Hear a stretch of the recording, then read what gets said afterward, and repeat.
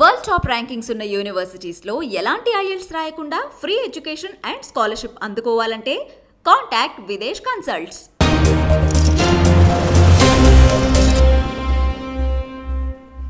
Hi hello welcome to iDream. నా పేరు జకీర్.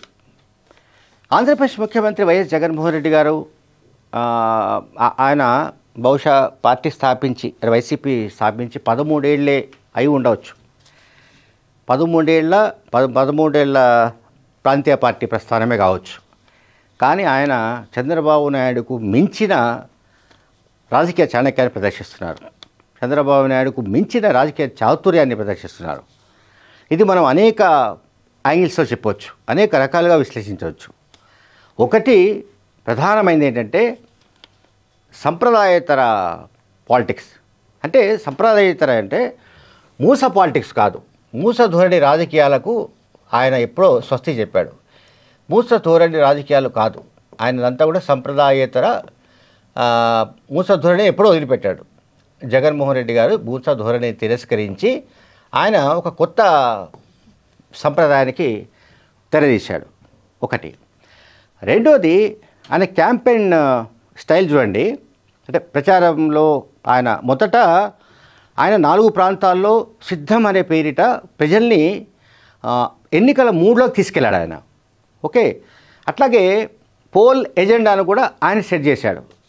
ఎప్పుడైనా సరే ఏ రాజకీయ పార్టీ అయినా సరే, ఏ రాష్ట్రంలో ఎన్నికలు జరుగుతున్నప్పుడైనా సరే, ఎవరు ముందుగా పోల్ ఎజెండాను సెట్ చేస్తారో, ఎవరైతే ముందుగా కథన రంగంలోకి అన్ని రకాల సరంజామంతో దూకుతారో వాళ్లే వినే అవకాశం ఉంది, వాళ్లే విజేతలుగా మారే అవకాశం ఉంది తప్ప చాలా ఆలస్యంగా నిద్ర లేచి వెళ్ళేవాళ్ళు, యుద్ధంలోకి దిగేవాళ్ళు ఓడిపోక తప్పదని మనం చాలామంది చెప్తుంటారు. హిస్టరీలో అదే రిపీట్ అవుతూ వస్తుంది.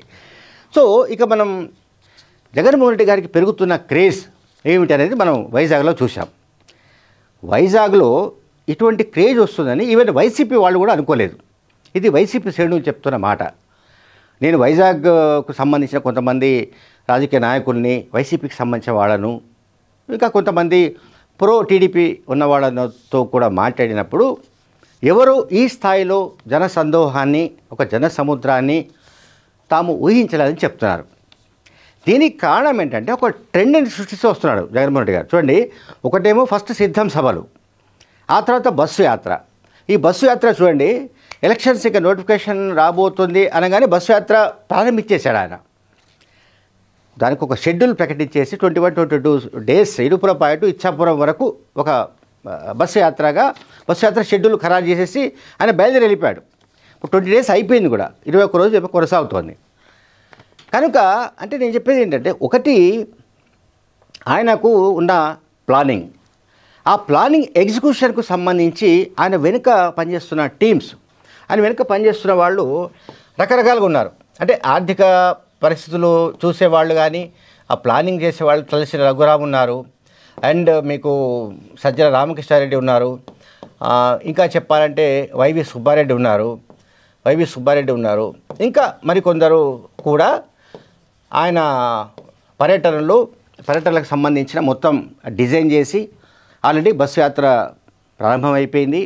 ఈ బస్సు యాత్ర సందర్భంగా జరుగుతున్న సభలకు వస్తున్న జనం, ఆ జనం నుంచి వస్తున్న స్పందన, ఇది టీడీపీ కూటమిని దిగ్భ్రాంతి గురి చేస్తుంది. ఎందుకు ఇట్లా జగన్మోహన్ రెడ్డి గారికి క్రేజ్ పెరుగుతోంది? ఎందుకంటే కూటమి అభిప్రాయం మొదటి నుంచి కూడా ఏమిటి అంటే, జగన్మోహన్ రెడ్డి గారి పట్ల ప్రజల్లో వ్యతిరేకత ఉంది. మరి ప్రజల్లో వ్యతిరేకత ఉంటే ఎక్కడైనా సరే, రాయలసీమలో ఉందా, ఉత్తరాంధ్రలో ఉందా, కోస్తాలో ఉందా, పక్కన పెడదాం. ఒకవేళ వ్యతిరేకత ఉంటే ఈ స్థాయిలో జనం ఎందుకు వెల్లువెత్తుతారనేది కూడా ఒక చర్చనీయాంశమైన ఉదంతమే. అలాగే ఇంకోటి, జగన్మోహన్ రెడ్డి గారి మాట తీరులో మనం పదును చూస్తూ వస్తున్నాం. అంటే ఆయన ప్రసంగంలో దానికి సంబంధించిన అంటే హీట్ జనరేట్ చేయడం, ప్రసంగంలో ఆయన చేస్తున్న అంటే ప్రసంగంలో ఏమంటాం, వేడి అందాం. అంటే ప్రసంగం స్టైల్లో మార్పు ఒకటి ప్రధానంగా కనిపిస్తోంది.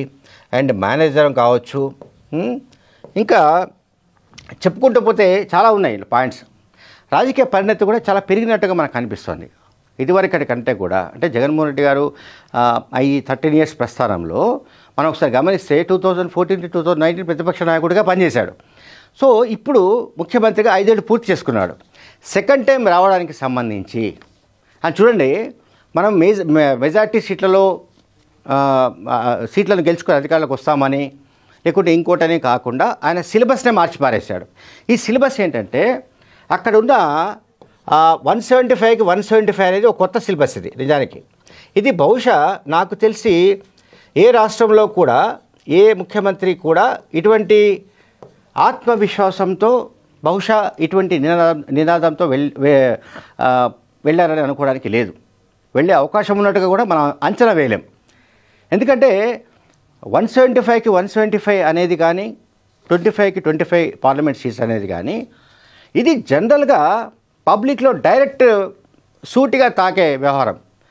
అంటే ప్రజల్లో ఆయన ఏంటంటే చాలా జాగ్రత్తగా ఆయన ప్రసంగాల ద్వారా కావచ్చు, అట్లాగే ప్రతిపక్షాలను ఆయన చెండాడే తీరు కావచ్చు, వీటన్నిటితో పాటుగా ఇప్పుడు కొత్త సిలబస్ ఏంటంటే 175/175. Why not AP needs again Jagan as CM. ఈ స్లోగన్ కూడా మళ్ళీ జగన్ ఎందుకు రావాలి, ఎందుకు ముఖ్యమంత్రి కావాలి అనేది నినాదం. ఈ నినాదాలు కావచ్చు, కొత్త రకమైన సిలబస్ కావచ్చు, ఇది టీడీపీ కూటమి దగ్గర లేదు. అసలు టీడీపీ దగ్గర ఏ సిలబస్ లేదు. వాళ్ళకున్న ఒకటే ఒక సిలబస్, ఒక ఎజెండా ఏంటంటే జగన్మోహన్ రెడ్డి గారు గద్దె దించాలి. ఇదే సిలబస్, వేరే రకమైన సిలబస్ లేదు. టీడీపీ కూటమి ఆయన చెప్తుందా, పోనీ ఆయనే కాదు 175 మేము 175 వస్తాము అని చెప్పే పరిస్థితి లేదు.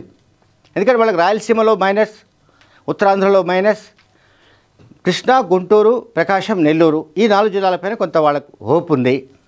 ఇంకా ప్రజల్లో జగన్మోహన్ రెడ్డి గారి వ్యతిరేకత వస్తే ఉత్తరాంధ్ర అటు ఇటు కూడా కొన్ని సీట్లు వస్తాయనే ఆశలు ఏవో ఉన్నాయి. కానీ అవేవి మనకు విశాఖపట్నం సభ చూసిన తర్వాత టీడీపీ కూటమిలో కూడా భయాందోళనలు కొనసాగుతున్నాయి.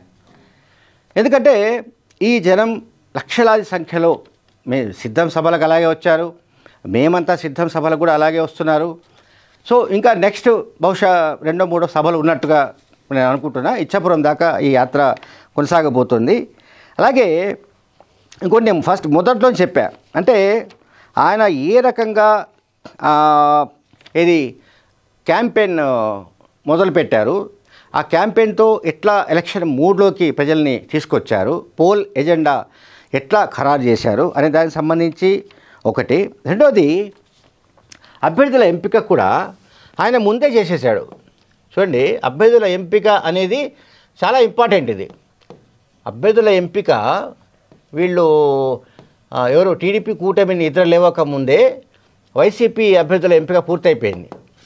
ఇందులో కొన్ని మార్పులు చేర్పులు చేసి ఉండొచ్చు, మనకు కాదంటే కొంతమందిని వేరే చోటికి మార్చి ఉండొచ్చు, ఏదైనా కావచ్చు. ఒక పార్టీ అధినేతగా నిర్ణయం తీసేసుకున్నాడు, అభ్యర్థుల ఎంపిక చేసి పారేశాడు. నెక్స్ట్ వచ్చేసి క్యాంపెయిన్ మొదలుపెట్టేశాడు. అంటే ఎలక్షన్ క్యాంపెయిన్ ఇప్పుడు జరుగుతోంది బస్సు యాత్రతో. ఇంతకుముందు నేను చెప్పింది ఏంటి, 4 ఏరియాస్లో 4 ప్రాంతాల్లో కూడా ఒక 3 తీసుకొచ్చాడు ఆయన. ఎలక్షన్ 3 తీసుకొచ్చింది చంద్రబాబు నాయుడు, పవన్ కళ్యాణ్, లేకపోతే పురంధేశ్వర్ కాదు, జగన్మోహన్ రెడ్డి గారు తీసుకొచ్చారు. నిజానికి ఈ పని చేయాల్సిందంటే ప్రతిపక్షాలు ఏవైతే చేయాలో ప్రతిపక్షాల కంటే అడ్వాన్స్డ్గా ఆయన ఉన్నాడు. నేను చెప్పేది ఏంటంటే జగన్మోహన్ రెడ్డి గారు మామూలు అడ్వాన్స్గా లేడు. అభ్యర్థుల ఎంపిక దగ్గర నుంచి, ప్రచార శైలి దగ్గర నుంచి, ప్రచారంలో ఎటువంటి విషయాలు మాట్లాడాలనే దగ్గర నుంచి, పవన్ కళ్యాణ్ భార్యల గురించి ప్రస్తావించడం దగ్గర నుంచి, లేకుంటే చంద్రబాబు నాయుడు హయాంలో ఏ ఒక్క మంచి పని జరగకపోవడం గురించి కానీ, అలాగే ఈ కూటమి, ఈ తోడేళ్ళు, నక్కలు, గుంట నక్కలు అని మాట్లాడడం కానీ, అంటే ఇటువంటిది ఏంటంటే ఊర మాస్టర్ డైలాగులు కొట్టడం వల్ల ఏంటంటే ప్రజల్లో చాలా అది బాగా పనిచేసే ఛాన్సెస్ ఉంటాయి. ఇప్పుడు పవన్ కళ్యాణ్ గారు కూడా నరసాపురం, భీమవరం సభలో మాట్లాడడం మనం చూసాం. అని ఏం చెప్తున్నాడు, నేను తాట తీస్తా, తోలు వలుస్తా, అండ్ ఇంకేదో చెప్పాడండి, కొట్టి మోకాళ్ళ మీద నడిపిస్తా, అండ్ భీమవరం జంక్షన్కి వచ్చేసేయండి, ఎంతమంది వస్తారో రండి, అవసరం మీరు బాంబులు తీసుకురండి, నేను ఒక్కటే నిలబడతాను. అసలు ఇవి ఏమిటో మనకు అర్థం కాదు. ఈ డైలాగులు ఏమిటో, ఈ రాజకీయాలకు సంబంధం లేని విషయాలు అవన్నీ. ఇప్పుడు మీకు జగన్మోహన్ రెడ్డి గారికి ఉన్నది పొలం గట్టు వైరం కాదు, మీకు జగన్మోహన్ రెడ్డి గారికి ఉన్నది ఆస్తి తగాదాలు కాదు. అటువంటిప్పుడు ఇంకా డైరెక్ట్గా జగన్ నువ్వు వచ్చేసేయి, నువ్వు రా నాతో కమాన్ మన ఇద్దరం, అంటే ఇదేమైనా కుస్తీ పోటీలా లేకపోతే ఇంకేమైనా మల్ల యుద్ధమా ఏమిటనేది మనకు అర్థం కాదు. అందువల్ల అంటే ప్రచార శైలిలో కూడా మార్పులను మనం గమనిస్తున్నాం. రెండు పాయింట్ ఎందుకు చెప్తానంటే, వైజాగ్లో వచ్చిన జన సముద్రం, జన సందోహం, ఆ జనం దాన్ని మనం ఖచ్చితంగా విశ్లేషించాలి. ఎందుకు ఇట్లా జరుగుతోంది? ఈ సభలు జరుగుతున్న కొద్దీ టెంపో పెరుగుతోంది తప్ప, అంటే జగన్మోహన్ రెడ్డి గారి పట్ల ఉన్న పాజిటివ్ ట్రెండ్ పెరుగుతోంది తప్ప తగ్గుతున్న దాఖలాలు లేవు. ఎక్కడో చోట తగ్గాలి నిజానికైతే. రాయలసీమలో అంటే సరే వైసీపీ కంచుకోట అనొచ్చు, బట్ రాయలసీమలో అదే పరిస్థితి, కోస్తాలో అదే పరిస్థితి, ఉత్తరాంధ్రలో అదే పరిస్థితి.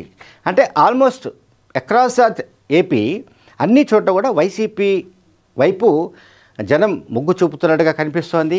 వైసీపీ ఫ్యాను గాలి చాలా స్పీడ్గా ఉన్నట్టుగా కూడా మనకు కనిపిస్తోంది. అండ్ ఆయన ఎక్కడికక్కడ లోకల్ ఫ్లేవర్ కూడా టచ్ చేస్తూ వస్తున్న విషయాన్ని కూడా మనం చూడాలి. ఇంకా ఫైనల్గా నేను చెప్పాల్సింది ఏంటంటే,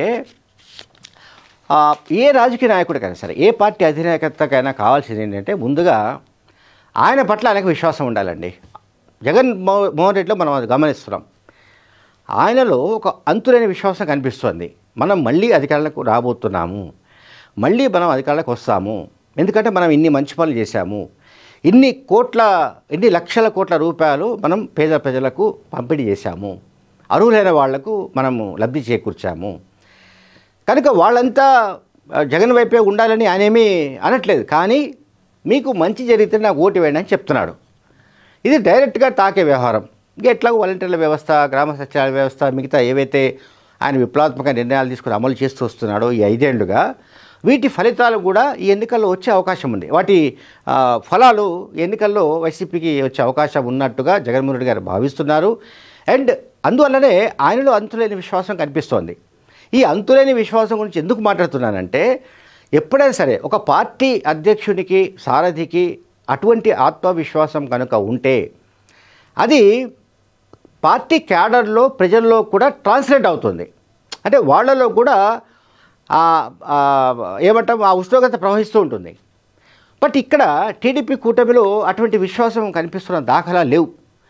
రెండోది గ్రౌండ్ రియాలిటీ చూస్తే కూడా ఆ 3 పార్టీలు ఇప్పటికీ ఎక్కడ ఎవరు తగ్గే పరిస్థితి కనిపించట్లేదు.